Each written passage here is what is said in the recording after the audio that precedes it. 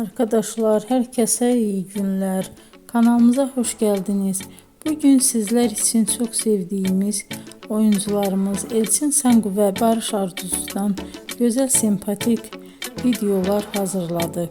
Barış Arduç, Kuzgun, Kiralık Aşk, Alp Arslan Böyük Selçuklu, Dinle Sevgili, Hanımefendi bu dizilerde rol almış ve herkesin beğenisini kazanmıştır.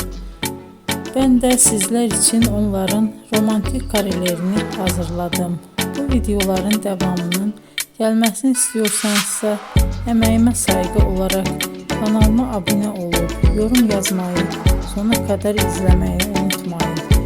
İzleyen herkese teşekkür ederim. Yeni karelerle görüşmek dileğiyle. Hoşça kalın.